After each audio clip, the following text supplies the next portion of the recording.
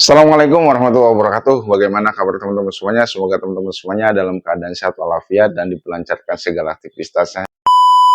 Teman-teman, ketika teman-teman punya pinjaman dan teman-teman pinjamannya macet, baik itu kur ataupun konvensional atau komersil, kemudian teman-teman pinjamannya itu pakai jaminan, dan ketika kita itu macet di perbankan atau di angsuran karena bunga denda juga sudah membengkak, lalu teman-teman ada intimidasi bahwasanya jaminan kita itu mau disita dari pihak perbankan. Simak videonya sampai selesai agar teman-teman semua bisa punya pengetahuan tentang perbankan ketika teman-teman semua itu kreditnya macet dan nanti teman-teman takut jaminannya itu bakalan disita dari pihak perbankan. Saya akan kasih solusinya ke teman-teman, jangan sampai ninggalin channel ini, nanti akan saya kasih solusinya. Jadi buat teman-teman semuanya yang punya pinjaman di perbankan, baik itu di BNI, BRI, Mandiri, ataupun BCA ya, kemudian proses akad kreditnya sudah lancar, kemudian di pertengahan jalan itu teman-teman pilot atau tidak bisa mengangsur atau menunggak atau tidak lancar, sehingga bunga dendanya itu membengkak. Boro-boro kita mau ngasih pokok, ngasih bunga dendanya saja kita nggak bisa. Nah, nanti teman-teman ada beberapa solusi yang wajib teman-teman ketahui sebelum teman-teman itu berpikiran bahwasanya wah jaminan saya bakalan diambil sama pihak perbankan, wah bakalan saya kehilangan rumah, wah saya bakalan kehilangan BPKB. Teman-teman bisa disimak ya.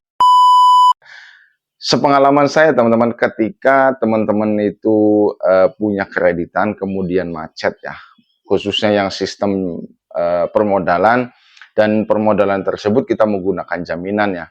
Contoh kita peminjaman itu 100 juta. Kemudian kita sudah berjalan, karena tenornya itu 5 tahun, kita sudah berjalan 3 tahun umpamanya. Kemudian di 2 tahun yang selanjutnya kita tidak bisa mengangsur atau kita itu sebagai nasabah macet. Karena usaha kita tuh collab ataupun pilot ya. Nah, teman-teman ada beberapa mekanisme yang harus teman-teman tempuh. Yang pertama, teman-teman bisa mengajukan surat pilot di pihak perbankan.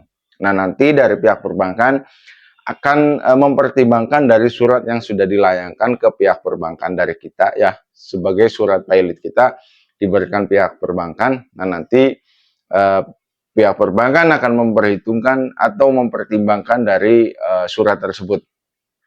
Apa sih nanti hilang bunga denda ataupun kita secara nyata harus melakukan perpanjangan dari kontrak yang harusnya kita 2 tahun lagi diperpanjang lagi jadi 5 tahun. Jadi nanti tenornya itu diperpanjang lagi ya. Nah, nominal angsurannya nanti bisa berkurang. Contoh yang sembulannya nominalnya 2.700.000. Nah, nanti bisa dikurangin ke 2 juta umpamanya atau 1,5 juta dalam sebulan. Nah, itu pertimbangan yang pertama. Nah, kedua kalinya ketika kita itu mempunyai proses kredit macet dengan bunga denda yang membengkak, pokoknya kita nggak bisa kebayar, teman-teman ada sistem mediasi dengan pihak perbankan. Kita berikan kemampuan kita kepada pihak perbankan bahwasanya kita tuh mampunya dalam sebulan itu hanya bisa memberikan 100.000 dalam angsuran. Mau nggak mau dong, pihak perbankan itu harus menerima setelah nanti ada sistem mediasi. Mau itu sampai berapa tahun, mau sampai lunasnya kapan, bank tersebut harus bisa menerima angsuran sebesar 100.000 yang kita ajukan. Itu contoh yang kedua. Nah, contoh yang ketiga, ketika kita itu benar-benar collab macet dan bunga dendanya itu membengkak, teman-teman bisa cari saudara yang punya permodalan. Kita ajukan ke mereka untuk melunasi ke perbankan supaya tidak ada bunga denda yang berjalan atau yang membengkak lagi. Nah, nanti di situ ada sistem mediasi hilang bunga denda. Jadi kita membayarkan sisa pokok yang terhutang. Jadi seumpamanya kita kreditnya 5 tahun ya, dapat 100 juta. Kemudian sisa 2 tahun lagi. Nah, 2 tahun itu sisa pokoknya berapa? Nah, nanti di situ kita bisa ajukan untuk hilang bunga denda, sisa pokoknya aja yang kita bayar. Nah, saudara kita lah atau teman kita lah yang melunasi. Nah, nanti teman-teman bisa melakukan angsurannya itu ke teman kita atau ke saudara kita yang megang jaminan kita. Itu solusi yang ketiga ya. Jadi intinya kita yang pertama bisa ajukan surat pilot, yang kedua kita bisa mediasi ke pihak perbankan untuk menambah tenor di angsuran kita ya. Yang ketiganya kita cari alternatif untuk melunasi hutang-hutang kita yang ada di perbankan, nantinya sistem jaminannya dipegang sama saudara atau sama teman. Nah, nanti di situ bisa hilangkan bunga denda dan bisa dibayarkan pokoknya saja. Nah, apabila kita nggak bisa semuanya, tiga-tiganya itu nggak bisa ditempuh sama kita, teman-teman, ketika teman-teman punya jaminan atau punya hutang di perbankan yang sifatnya macet atau tidak lancar, bunga denda membengkak, dan akhirnya ada intimidasi dari pihak perbankan atau pihak marketingnya bilang akan disita dari pihak perbankan, teman-teman nggak usah takut karena memang itu prosesnya panjang ya. Satu prosesnya panjang, di situ kita harus ada sistem yang harus kita tempuh di pengadilan. Nanti di situ bakalan ketemu nih, bakalan ketemu.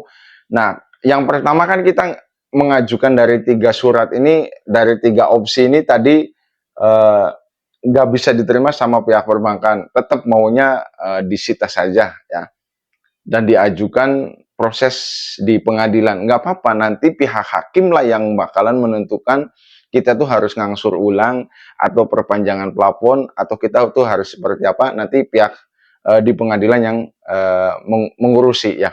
Tapi di situ nanti prosesnya panjang. Yang pertama ketika kita itu posisi rumahnya, contoh jaminannya yang ditempati atau lokasinya itulah ada rumahnya ya, SHM-nya itu ada rumahnya dan rumahnya itu ditempati, maka dari pihak perbankan itu tidak semerta-merta langsung menyita jaminan yang ditempati sama kita, terkecuali jaminan kita atau SHM kita rumah kosong tidak ada tempat yang menempati, secara otomatis secara cepat akan dilelang atau disita dari pihak perbankan. Makanya buat teman-teman ketika punya pinjaman macet ya, menggunakan jaminan SHM ya, rumah tempat tinggal kita sendiri ya, teman-teman jangan ditinggal. Walaupun kita macet di perbankan, jangan ditinggal. Nanti ada proses penyelesaian di situ yang sangat-sangat mudah dan bisa dikerjakan sama kita sendiri. Nggak perlu bantuan tangan orang lain, itu bisa kita kerjakan sendiri ya.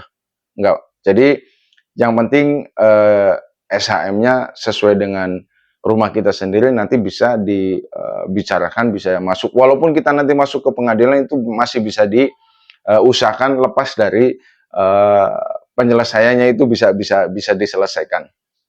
Kalau rumahnya kitanya dikosongkan, contoh kitanya pergi ke mana atau kemana ya, tidak ada yang nempati rumah kitanya, secara otomatis akan mudah untuk disita atau dilelang.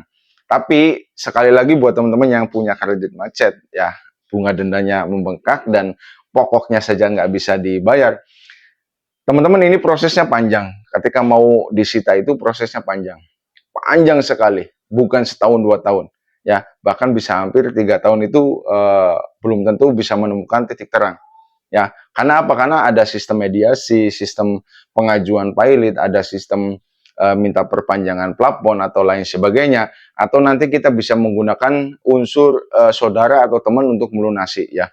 Jadi intinya ketika kita punya pinjaman di pihak perbankan yang menggunakan jaminan SHM tempat tinggal kita, teman-teman nggak usah khawatir.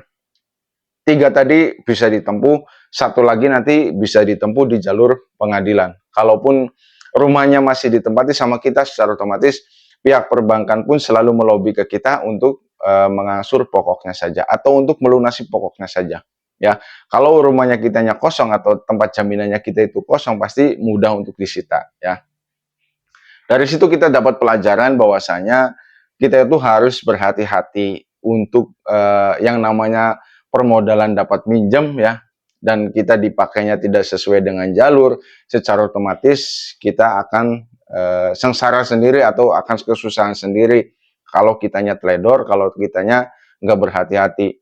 Tapi kalau seumpamanya kitanya dipercaya dari pihak perbankan sesuai dengan tupoksinya, kita pinjam dana untuk usaha, untuk kegiatan dagang atau untuk kegiatan bisnis yang lainnya, secara otomatis kita akan lebih dipercaya lagi ketika kita bisa ngangsur dengan lancar ya, akan dipercaya lagi dari pihak perbankan, bahkan bisa diberikan pinjaman yang lebih tinggi lagi dari pihak perbankan untuk permodalan kita ya.